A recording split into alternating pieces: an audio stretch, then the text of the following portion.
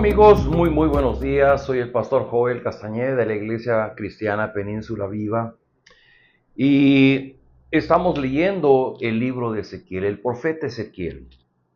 El profeta Ezequiel había venido junto con un contingente aproximado de 10,000 judíos que habían sido cautivados por el imperio babilónico y estaban ahora exiliados en Babilonia.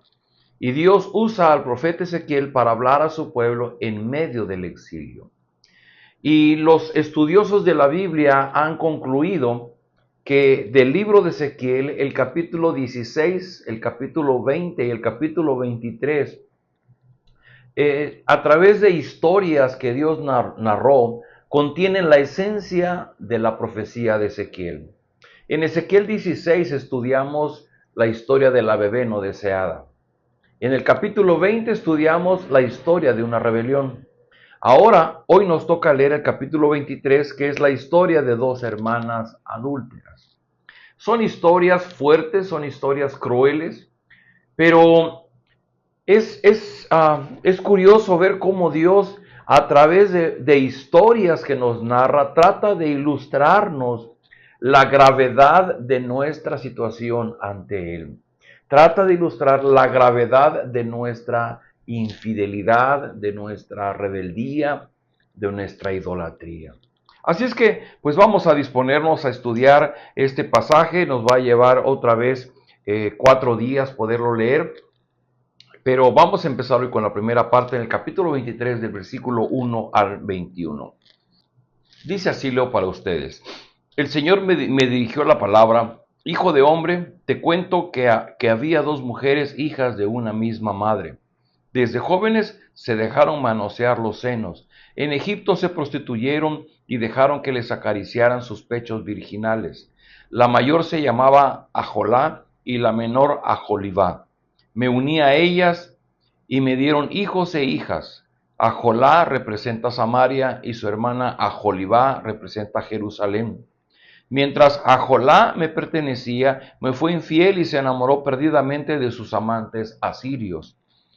Todos ellos guerreros vestidos de púrpura, gobernadores y oficiales, jóvenes apuestos y hábiles jinetes. Como una prostituta se entregó a lo mejor de los asirios, se contaminó con todos los ídolos malolientes que pertenecían a sus amantes. Jamás abandonó la prostitución que había comenzado a practicar en Egipto. Desde su juventud fueron muchos los que se acostaron con ella, fueron muchos los que acariciaron sus pechos virginales y se apasionaron con ella. Por eso la entregué en manos de sus amantes asirios, con quienes ella se apasionó, y ellos la desnudaron, le quitaron sus hijos y sus hijas, y a ella la mataron a filo de espada. Fue tal el castigo que ella recibió, que su caso se volvió una advertencia para las mujeres. Aunque su hermana Aholibá vio esto, dio rienda suelta a sus pasiones y se prostituyó aún más que su hermana. Ella también se enamoró perdidamente de los asirios. Luego, todos ellos, gobernadores y oficiales, guerreros vestidos con mucho lujo, hábiles jinetes y jóvenes muy apuestos. Yo pude darme cuenta de que ella se había contaminado y seguido el ejemplo de su hermana.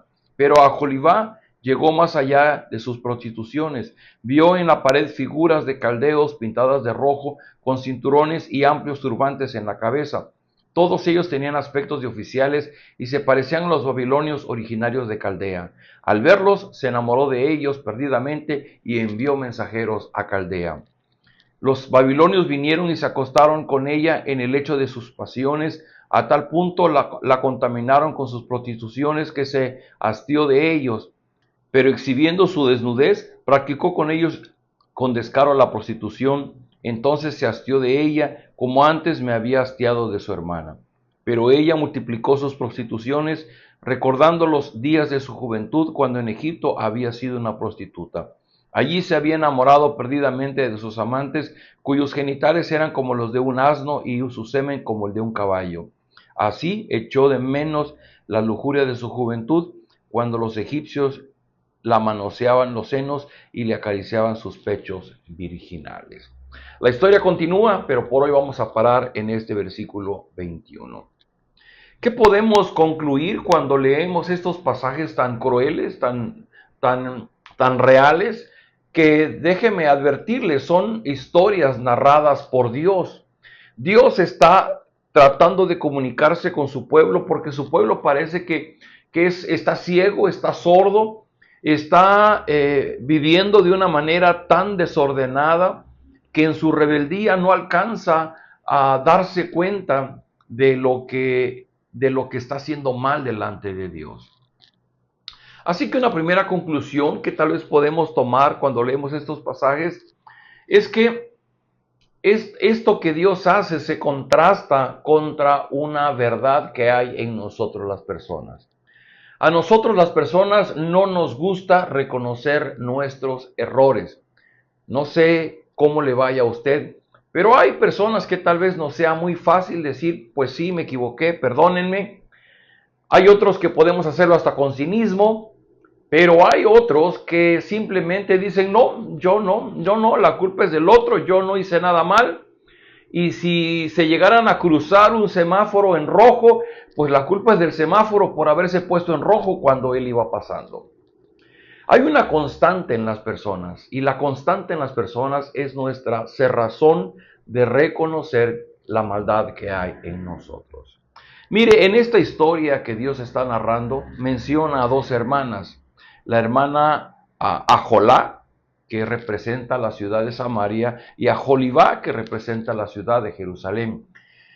Usted debe saber que de los hijos de Jacob, 10 de estos hijos formaron el reino del norte.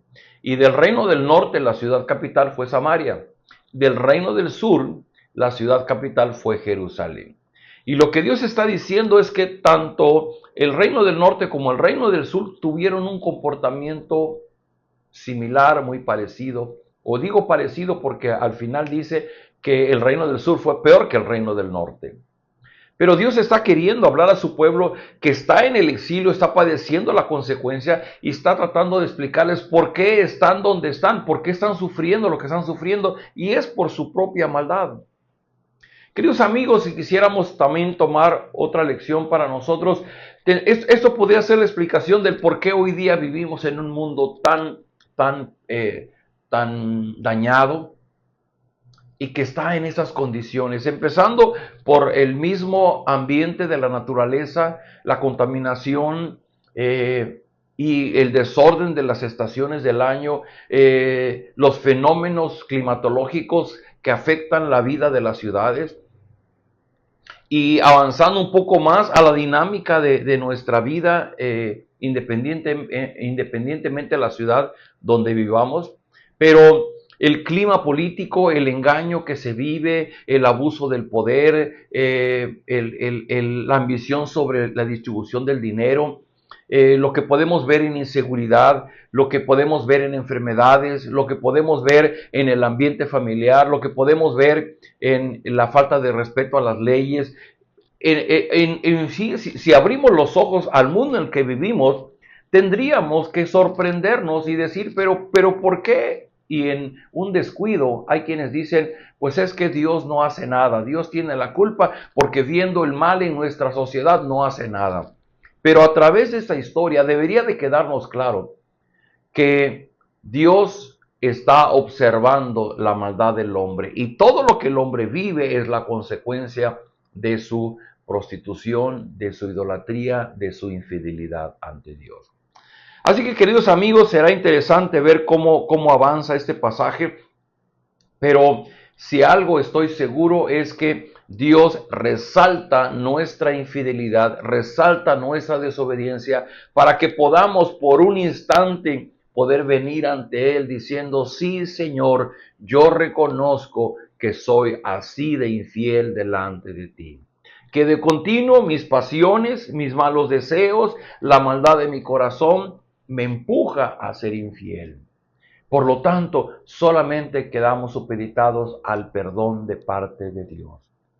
Y dicho de una manera muy sencilla, no sé si usted alguna vez ha jugado billar, pero en billar uno le pega a una bola para que la bola rebote y pegue en otras para meter la bola en el hoyo. Y me da la impresión que cuando vemos estos pasajes no deberíamos quedarnos mirando el pasaje. debería ser esa bola que rebota para pegarle a la bola que va a entrar al hoyo. Y cada vez que nosotros vemos este pasaje, deberíamos de rebotar en Cristo. Ese es el efecto. Yo veo el pasaje, entra en mí una ansiedad, una angustia de ver la maldad que hay en mi corazón y me siento hundido en mi maldad, en mi propio pecado, que lo único que puedo hacer es mirar a Cristo. Así que en esta mañana yo te invito, si tú lees este pasaje y dices, qué duro, qué cruel, yo no quisiera leerlo, léelo porque ese pasaje habla de ti y de mí.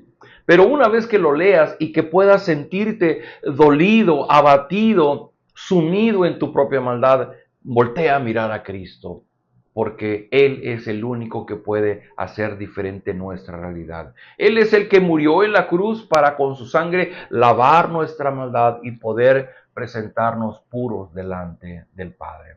Así es que en esta mañana, después de haber leído su palabra, pues vayamos a Jesús, miremos a Jesús. Padre, gracias por esta lectura que es muy cruda, es muy dura, pero es muy real, porque habla de nosotros. No solamente habla de tu pueblo, del reino del norte en Samaria y del reino del sur en Jerusalén, sino habla de nuestra conducta infiel, idólatra delante de ti. Pero Señor, te ruego que abra nuestros ojos, abra nuestros oídos, permítenos reconocer la maldad que hay en nuestro corazón, reconocer que nosotros hemos sido así delante de ti, que lo único que mereceríamos sería morir bajo tu castigo, bajo tu ira. Pero hoy día sabemos que el Señor Jesús fue a la cruz, derramó su sangre en el Calvario para lavar nuestra maldad, para limpiarnos y para llevarnos en un proceso de santificación para permanecer delante de ti. Jesús dijo, nadie viene al Padre, solamente quienes vienen a través de mí. Y hoy vamos a través de Jesús delante de ti para decirte, Padre, perdónanos. Lava, limpia nuestro corazón, lava la maldad que hay en nosotros y ayúdanos a vivir como personas obedientes, dispuestas a vivir bajo tu autoridad. Lo pedimos en el nombre de Jesús. Amén. Amigos, nos vemos el día de mañana.